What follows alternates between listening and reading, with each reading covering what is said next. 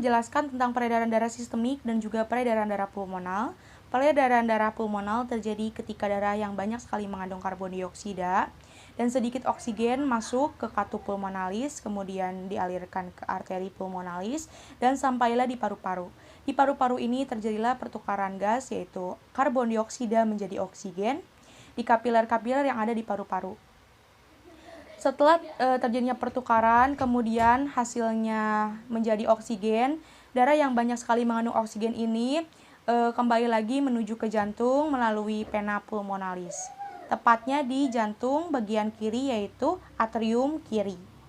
Kemudian peredaran darah sistemik atau peredaran darah besar terjadi ketika darah yang sudah banyak sekali mengandung oksigen yang berada di atrium kiri kemudian melewati katup mitral dan sampai di ventrikel kiri. Dari ventrikel kiri darah masuk ke katup, aorta, dan sampailah di aorta.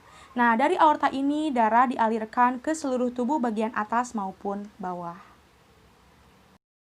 Sebelum masuk ke pembahasan, izinkan saya untuk menjelaskan sedikit tentang sistem kardiovaskular, karena sistem kardiovaskular ini juga berperan penting dalam sistem peredaran darah dalam tubuh manusia.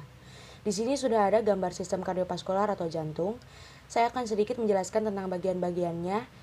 Terlebih dahulu saya menjelaskan tentang fungsi utama jantung, yaitu memompa darah ke seluruh tubuh. Jantung terbagi menjadi 4 ruang, yaitu ada atrium kanan, ventrikel kanan, atrium kiri, dan juga ventrikel kiri. Kemudian di dalam jantung terdapat sebuah katup-katup satu arah yang bernama katup tricuspidalis, katup pulmonalis, katup aorta, dan juga katup mitral. Nah, di sini juga terdapat pembuluh darah vena cava superior dan inferior, yaitu vena cava yang menghubungkan antara bagian atas organ tubuh dan bagian bawah organ tubuh. Kemudian terdapat aorta. Aorta ini berperan dalam percabangan arteri-arteri untuk meneruskan darah ke seluruh tubuh. Di aorta ini terdapat 3 cabang utama, yaitu dari lengkungan ini timbul 3 cabang, yaitu di sebelah kanan ada arteri innominata atau branchiosepalika yang panjangnya kira-kira 5 cm dan membelah lagi menjadi arteri carotis communis kanan, juga arteri subclavia kanan. Dan dari lengkungan aorta ini terbentuklah arteri carotis communis kiri dan juga arteri subclavia kiri. Kemudian di situ ada ascending aorta dan descending aorta. Ascending aorta mengalir ke atas tubuh. Nah, kemudian darah mengalir mulai dari lengkung aorta, pembuluh ini berjalan melewati toraks sebagai aorta toraksika. Kemudian pada descending aorta ini berjalan di belakang diafragma dan menjadi aorta abdominalis nantinya. Kemudian di aorta memberikan cabang-cabang lagi untuk melayani rongga toraks dan juga rongga abdomen nantinya. Oke, langsung saja ke pembahasan intinya, yaitu sebagaimana sistem peredaran darah terjadi. Di sini sudah saya sediakan gambar dan mekanismenya yang terjadi. Saya akan sedikit menjelaskan tentang bagaimana mekanisme itu terjadi. Tubuh manusia terbagi menjadi 2 bagian, yaitu ada bagian atas dan bagian bawah. Bagian atas ini sering disebut dengan superior dan bagian bawah ini inferior. Oke, langsung saja ke pembahasan bagaimana mekanisme terjadi, yaitu ketika darah kotor yang dibawa oleh vena cava superior dan inferior sampai di atrium kanan, lalu dari atrium kanan mengalir ke katup tricuspidalis. Nah, dari katup tricuspidalis ini darah mengalir ke ventrikel kanan. Di ventrikel kanan ini terjadilah kontraksi, darah pun mengalir ke arteri pulmonalis kanan dan juga kiri. Nah, kemudian darah dialirkan ke paru-paru kanan dan juga paru-paru kiri. Di sana terjadilah pertukaran gas dari gas karbon dioksida menjadi oksigen di kapiler kanan maupun kapiler kiri paru-paru. Setelah itu darah keluar melalui vena pulmonalis. Nah, setelah darah melalui vena pulmonalis, darah kemudian dipompa lagi ke jantung bagian kiri, yaitu adalah atrium kiri. Di atrium kiri, si darah ini masuk ke bagian ventrikel kiri melalui katup mitral. Setelah itu, darah pun dipompa lagi menuju aorta. Nah, sebelumnya darah melalui katup aorta melaju kemudian ke aorta. Nah, dari aorta ini Dari aorta ini, darah akan diteruskan ke seluruh tubuh bagian atas, superior, dan bagian tubuh inferior.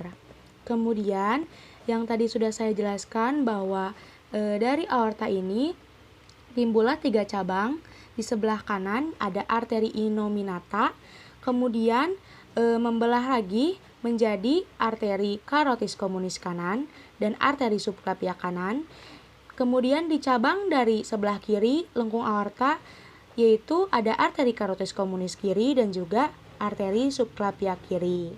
Di sini saya akan terlebih dahulu membahas bagaimana darah menyuplai ke bagian atas organ tubuh atau superior.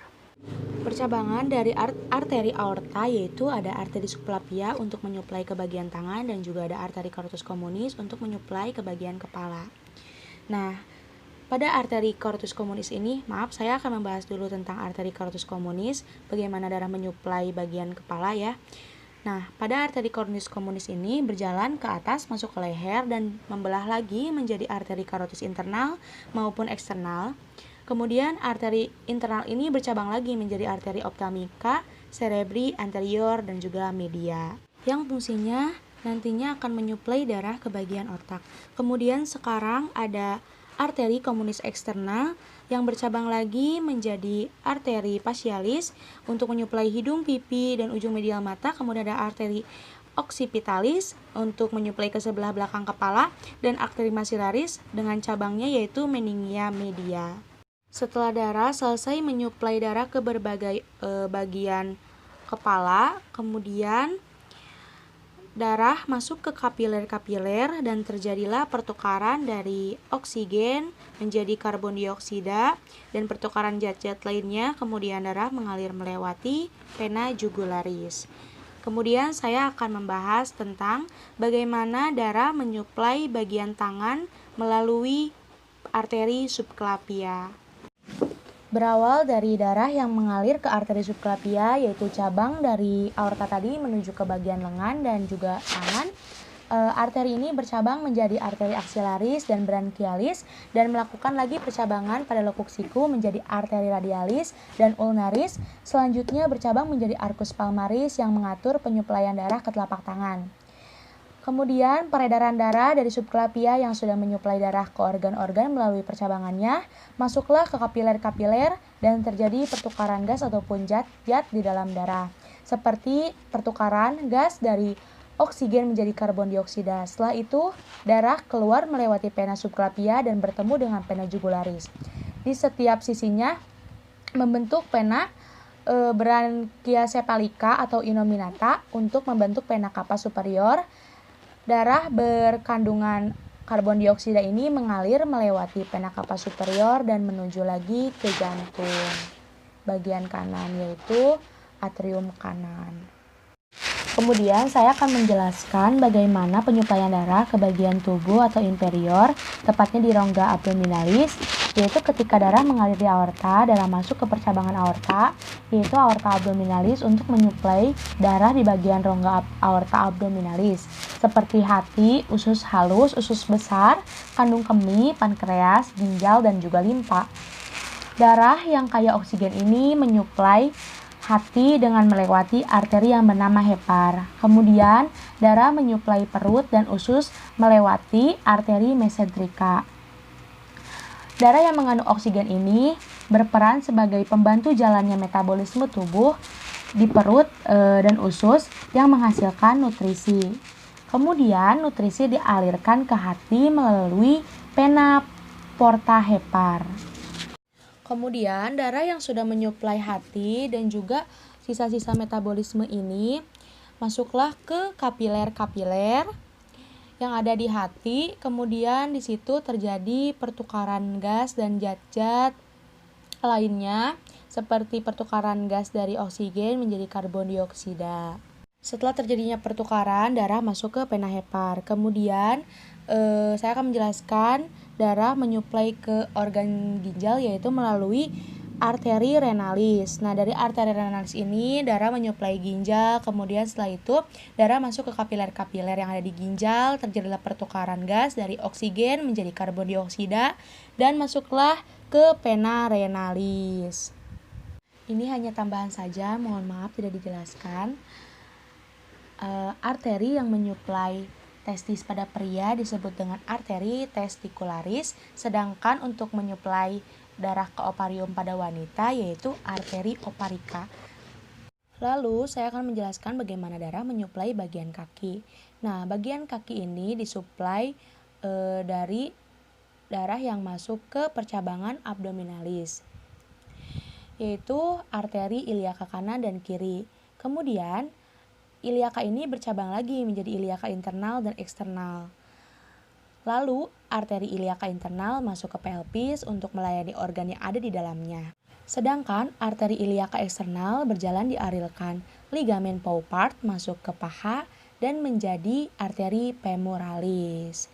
Dari arteri ini kemudian melewati arteri poplitea dan bercabang lagi menjadi tibialis anterior dan tibialis posterior. Dan kemudian bercabang lagi dari tibialis anterior menjadi dorsalis pedis yang melayani atau menyuplai darah ke struktur sebelah dorsum kaki dan memberi cabang ke permukaan dorsal semua jari kaki. Kemudian di tibialis posterior bercabang lagi menjadi arteri plantaris medial untuk menyuplai darah ke telapak kaki. Setelah darah menyuplai organ bagian inferior, yaitu bagian dalam yang ada di rongga abdominalis dan kaki, kemudian darah ini masuk ke kapiler-kapiler melewati peniole dan keluar melewati vena femoralis untuk menuju ke vena cava inferior. Setelah semua darah menyuplai bagian tubuh atas superior dan bagian tubuh bawah inferior, darah mengalir melalui vena cava superior dan inferior untuk kembali lagi ke jantung, yaitu ke atrium kanan, dan akan melakukan lagi kontraksi di ventrikel kanan. Dan proses ini akan terus berulang sampai jantung kita tidak berdetak lagi. Alhamdulillahirrahmanirrahim, cukup sekian penjelasan mekanisme peredaran darah dalam tubuh manusia. Mohon maaf apabila ada kesalahan dalam penyebutan kata maupun dalam penjelasan. Saya Nia Anissa dari Prodi S1 Keperawatan tingkat 1 kelas 1C undur diri. Semoga videonya bermanfaat. Amin ya Allah ya rabbal alamin. Wassalamualaikum warahmatullahi wabarakatuh.